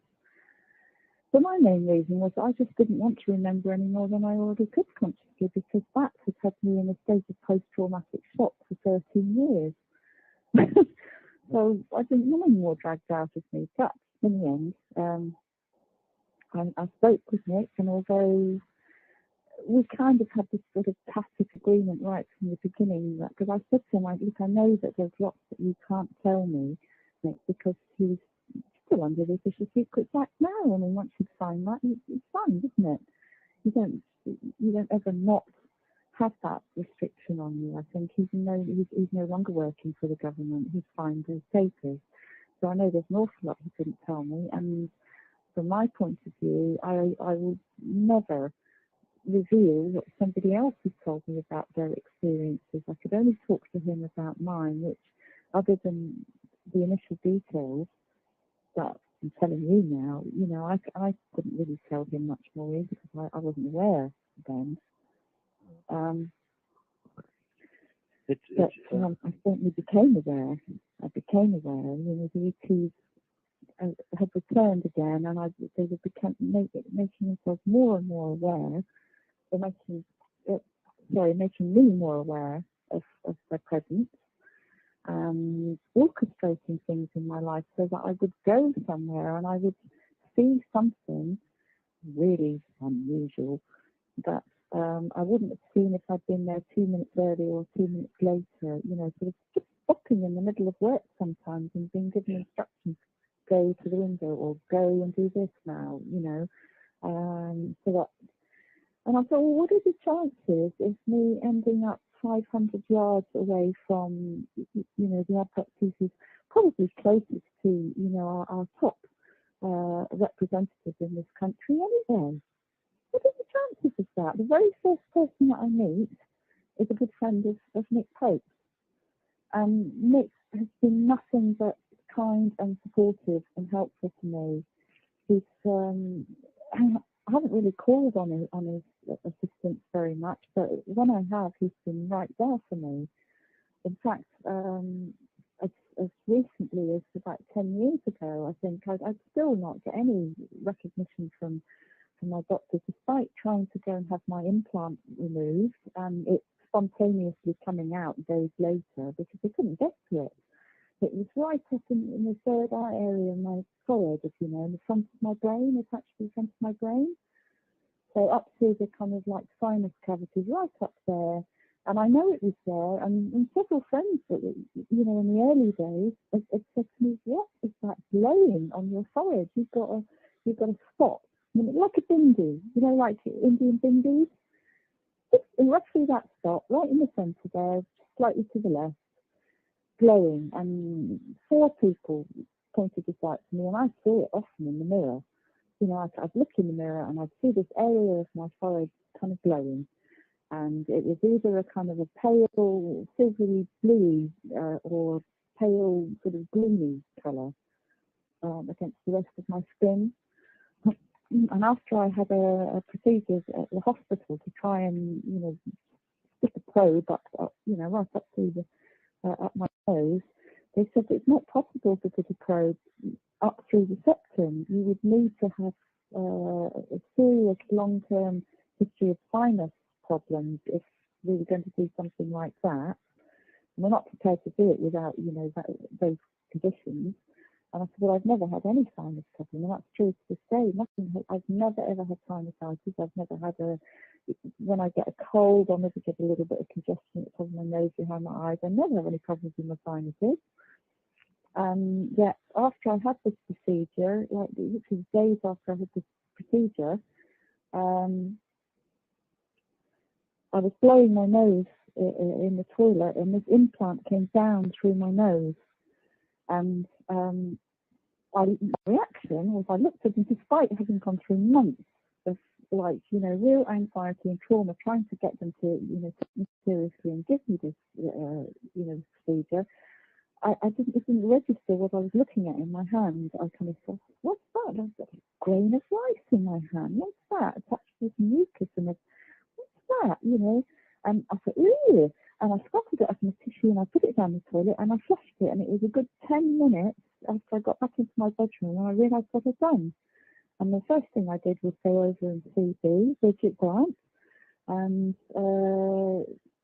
she was very understanding and very sympathetic, and she said this has happened to other abductees. So they may have something in them that's kind of designed to kind of sedate you slightly, so you don't put together and you don't. And she said even people who have had their implants extracted and put them away safe under lock and key in a little matchbox in a cupboard, you know, locked up, everything, has gone back and to find those implants missing.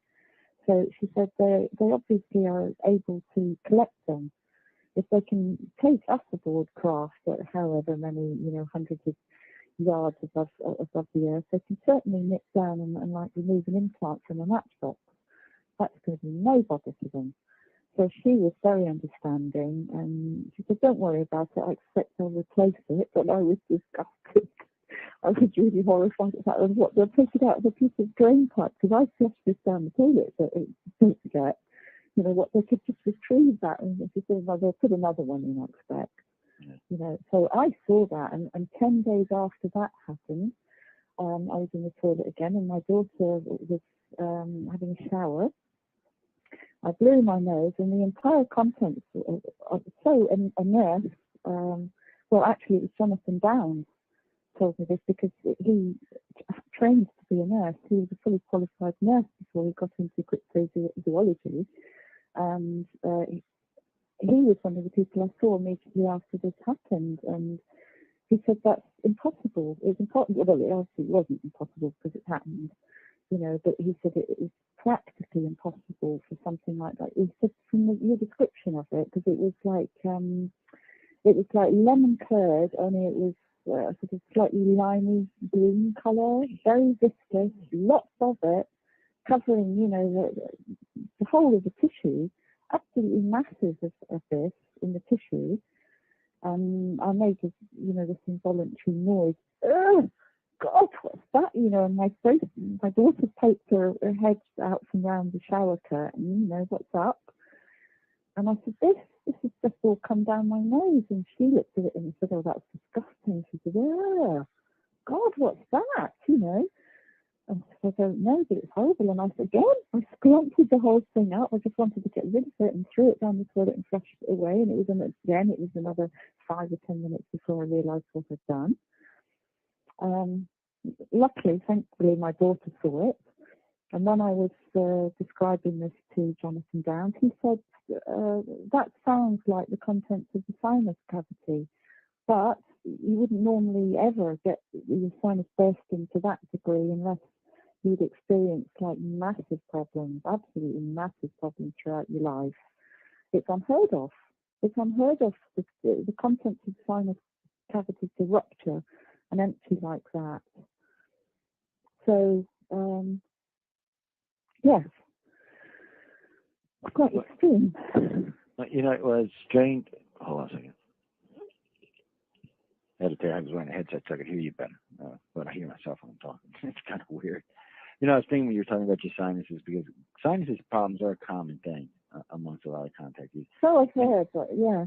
Yeah. Well, when I was younger, you know, 30 years ago, 25 years ago, when I first got in the field, nosebleeds were quite common. I mean, probably 1 in every 3 contactees had them. But for some reason, in the last 10, 15 years, it's really, it's not unheard of, but it's really, really rare.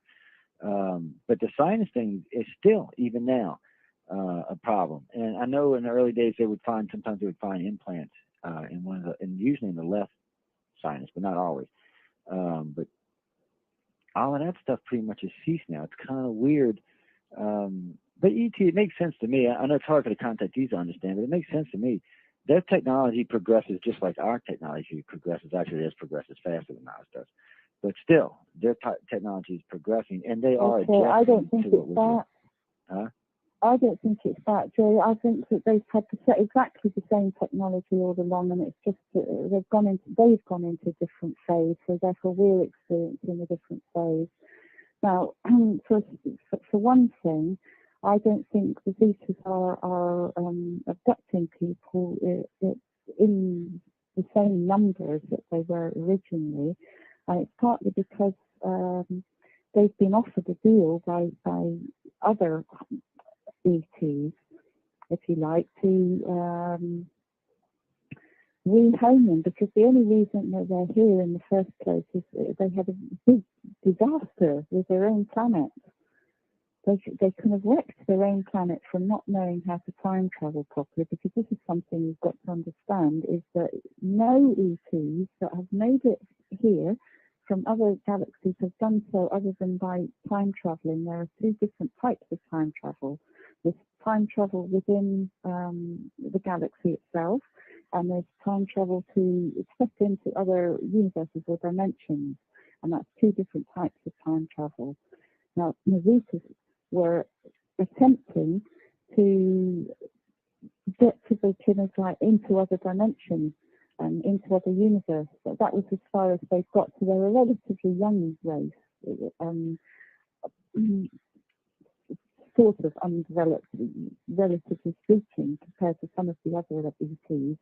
But they've never not been supervised by these other ETs like the Andromedans or the Drakon or the Anunnaki. And it's the Anunnaki that we're involved with, because these two tall light beams. This is the reason why the Anunnaki used to be called shining ones. They've got that much light emanating from them. You know, that's how they got their name. It may even be where the whole thing to do with halos has come from, because they've had their input in our society for millions of years. We're not talking thousands, we're talking millions. So they have always had this technology, and they've always had some oversay over the Zetas as well. The Zetas are quite a controlled race, as well as them controlling us. They are being controlled by higher Zetas. Now this, me and my daughter know, because of having had a lot explained to us. And my daughter is allowed to consciously interact with them on board the craft that we're taking on. We're always taking on the same craft. And I'm not allowed to, although she says I am brought to consciousness there, they're operating in another dimension. They've completely mastered this second form of time travel, where they can go into other dimensions. And so I'm brought to consciousness, and she even has told me certain things that have happened to me on the craft, and certain things that I have consciously been doing on the craft as well, up there, but I can't bring the memories back with me now, but she can. She is allowed to interact with them, and this is how I know that they're time traveling, because they frequently, well, I don't know if it's frequently, but regularly, they regularly sit her down in front of screens on board the craft. And this craft, she says, is about 2 to 3 miles wide. It's shaped like a chevron boomerang.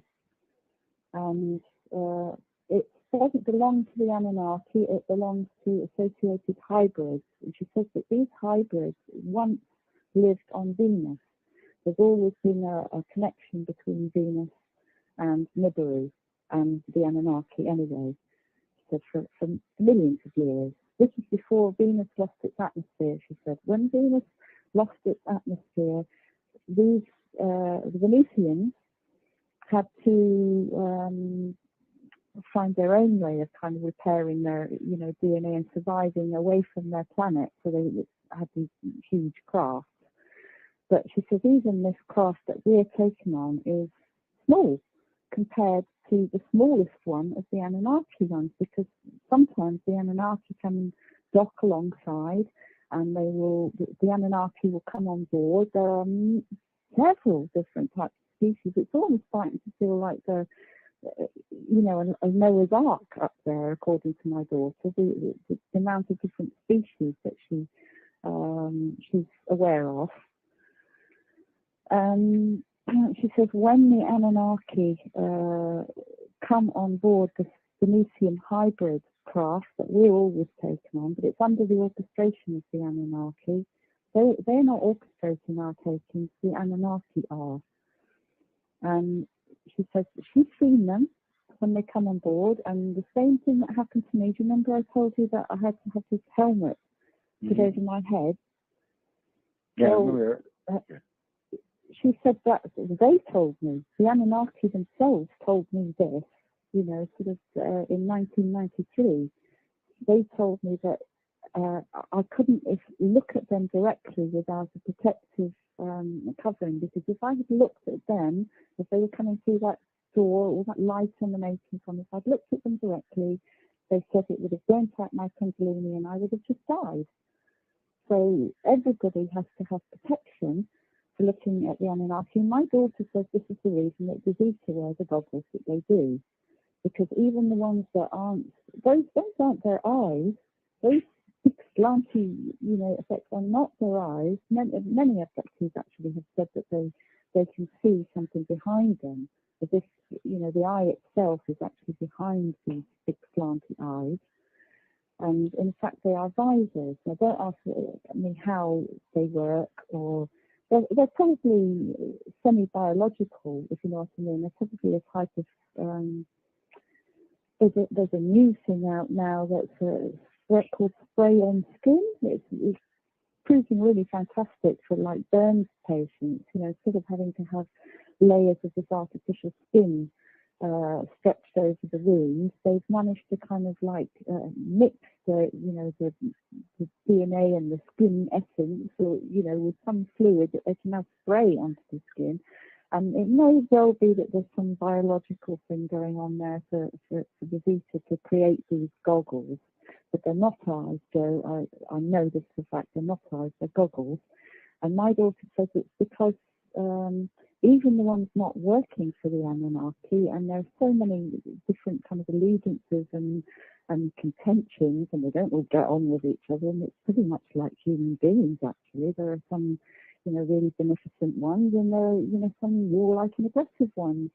And she said that even the ones that are not working with the Anunnaki, which a lot of them have been, can't afford to be surprised unexpectedly by an Anunnaki without these goggles on, because it would just kill them.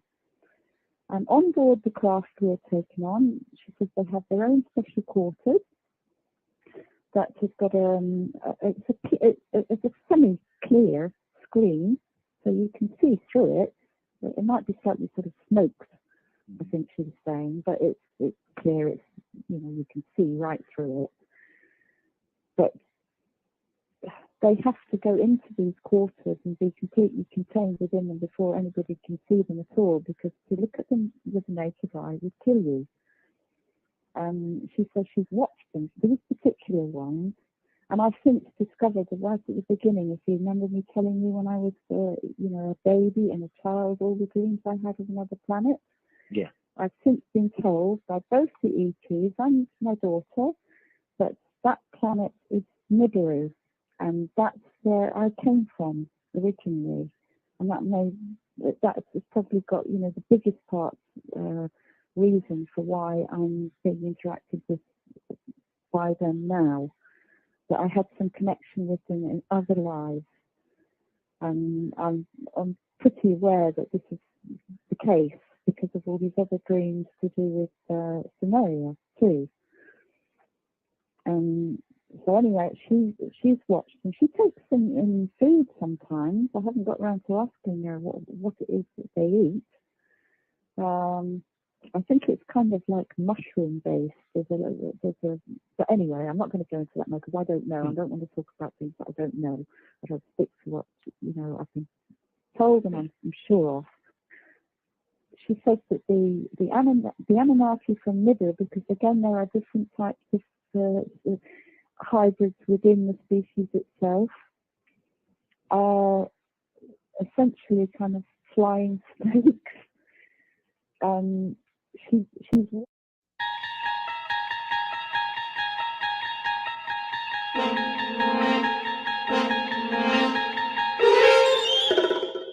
You're listening to UFO Undercover with your host, Joe Montaldo, right here on the Paranormal Radio Network.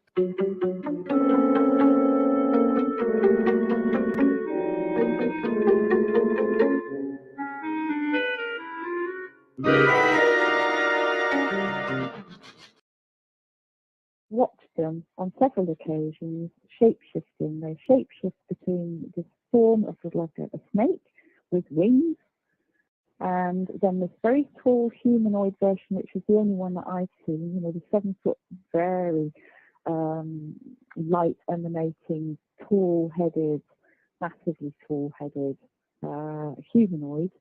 And she says they also have an angel presentation, just as we would imagine an angel to be, sort of like with hair and the wings and everything. And she's watched them shapeshift backwards and forwards, shimmer effortlessly. She says it's effortless for them. And she said to me that these are 3 actual presentations of the same person. It's not visual perception, because the Vita are really skilled at that. Perceptual interference, they can make you see something that isn't actually there, like screen memories. She says this isn't like that at all. She says they've been hybridized to the point where, like a chameleon, we wouldn't necessarily believe that a chameleon can do what it does unless you see it. But because she's seen this happen, she's telling me, yes, they can do that, Mum. They actually have these 3 different aspects to the one personality. The soul is the same, the one soul, but 3 presentations. And so they shift, and she said within a minute they can be a snake, tall humanoid, angel.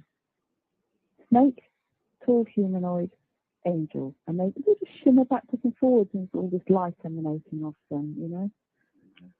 Well, we got about 3 or 4 minutes left. A quick too, while I'm thinking about this. What's your eye color? You know, I'm gonna add this to my collection. What's my color? Wait, no, I was asking what your eye color was. What color are your eyes? What Green. color? Blue? Green. Oh, green. Okay. Well, you know, can I ask you what blood type you have? Because I've been typing contact leads for about 3 years now. I'm trying to get them all in the database. Oh, okay, right, okay. Well, you know, I'm an abductee, Joe. I'm not a contact abductee, same thing. I mean, anybody who's been taken by an alien, anybody who's been taken by an alien, I'm typing their blood. Abductees, contactees, a whole bunch of them. We can carry on this kind of like for a while. I'll get into my head. Celtic. I'm typical Celtic, and in fact, this is another reason that I believe, you know, has been incorporated into my ancestry, if you like, because my family tree, my mum did this when I was sort of fairly young, and I've got a copy of how far she got back, you know, in the other room here. And like we go back to a quite a famous Scottish clan, but it goes straight back through like Kennedys and Armstrongs, and I'm actually related to Mary, Queen of Scots, and Alexander the Great, if you take it back a few more generations. So it's all this Scottish, Celtic, you know, ancestry. So I had like sandy, reddish, blondie hair when I was younger. It's darker now, but typical white, glowing white, you know, like first time we get out in the sunlight, you know, today it's been such a beautiful day, but, you know, my skin looks like this is underbelly, you know, that kind of silvery, mottled look, you know, like you've been sitting in the fire too long, that horrendous, sickly white. So, yeah. Well, yeah, that's not uncommon. I know a lot of with that type of ancestry, and they usually are kind of redheaded and white. I mean, like and white. Do not get naked. Like you might have a bit of it yourself, Joe. You look like you might have a little bit of that ancestry. Look, my legs. Look, if I'm in shorts and it's nighttime outside, you can see me coming from miles. Honestly, my legs are like unbelievably white. But see, I'm a mutt. I can trace back 7 or 8 ancestries. I can trace some of them all the way back to royalty. I can also trace some of them all the way back to some bad parts of Italy too. So, you know, I'm definitely a mutt. Wait, Italy, did you say? It's one of them things. But it's we're right. We got like about a minute and a half, 2 minutes. So quick, anything you want to say, anything you want to get across before we get out of here? Because I mean we're actually going to run over here in a minute. But anything particular, something that's in your drawer you just want to drop out right quick? I think there is. I mean, yeah, I think there is. So I mean, what I'd like to say is that although people may have been lulled into this false sense of security now because their interactions appear to be less, it doesn't mean to say that it isn't still going on. It could be going on in another dimension with another big part of our soul, if you know what I mean. And also, just because the Zetas are now being helped by some of the, you know, the hierarchy, the guardian ETs to rehome them, because they realise what a problem this is, that they are taking over our entire culture. They're behind our entire technological upsurge. Ever since, you know, sort of the industrial, they arrived here. The Zetas arrived here. This is what you've got to understand here. They arrived here 260 years ago and kick-started our industrial revolution. So everything that we have got at the moment doesn't actually come from humanity this time round. Doesn't mean to say that humanity hasn't had this technology in the past, because we have. Back, you know, in the Mayan and Inca days, you know, sort of humanity itself is a far more long-lived and developed. Oh yes, I wanted to ask you, perhaps, you know, when we're off air, you could let me have the phone number of Whisper Radio in North Carolina. Do you remember I said to you I accidentally sort of tagged into them instead of your show the one time that I was trying to listen to it. I mean, because the chap who was speaking there was saying that they have found a human skeleton and a gold chain encapsulated in like gold seam. I think one was in Ohio and one was in California. But they've done, well, they can't do carbon dates. I didn't realise this, but you can only carbon date something up to 250,000 years old. But they've gone the further step. You have to use potassium or uranium or whatever it is. And these artifacts, I think been dated at 300 million years old. So this is how old humanity is. We're not talking thousands of years here. We're talking millions. This has been ongoing for humanity for millions of years. We've just had our memory erased. We've had our DNA disconnected. What we think of as our junk DNA is not junk. That's not junk. It's been deliberately disconnected.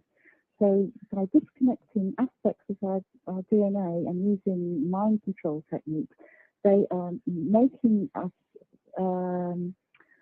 minimalize what is happening to us. And I actually believe that encouraging us to use terminology that is a little bit vague and doesn't get the message across to other people as part of it. Because I know that if this hadn't happened to me, then somebody saying that they were an experiencer to me would mean nothing. I think, oh, we're all experiencers. Everybody experiences things in life. What does that mean? You're contacted. Great. What does that mean? What, you're channeling somebody? When you use the term abductee, there is no mistake about it. Whatever people want to think of you, and I know what people have thought because they've been scared and they've run away. Lots of people I've never seen again. But at least I'm being really to the point with them, and there's no mistaking what I'm saying to them. They can't misunderstand that. I am being taken or was taken without my prior knowledge or remembered consent and having implants put in and procedures performed on me. I am an abductee. And so, yeah, thank you for giving me that last minute to really make That's okay. push that point home. Yeah, that's it. That's okay. We're gonna get out of here now because I know we're actually over the limit. But Helen, thanks for coming on. You were great. I had a great time. Oh, it's been a pleasure, sir. It's just lovely hearing your voice, mate. Nice one. I keep seeing people popping in the room, but again, it was great, guys and girls. We're gonna get out of here. Everybody, this will rebroadcast on Wednesday night on its usual time, 7 to 9 p.m.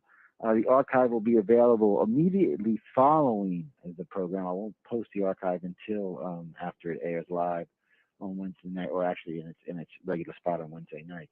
Until then, guys, have some fun, enjoy your lives, smile. Following week is oh man, I'm losing. I should have had it in front of me. Yeah, well, I'll have to look and see. I'm sorry. Oh, it's Sasha. Oh man, I'm losing. Anyway, y'all know who it is. Go look on the schedule. www.ufoundercover.com. It's listed right there. Until next week, have some fun, people. Enjoy it. It's Sasha Christie. I'll see y'all next week. Good night, everybody. Tree Sheridan, host of A Global Focus. Broadcasts resume Friday nights from 10 to 12 Eastern on the Paranormal Radio Network. Come join the discussion.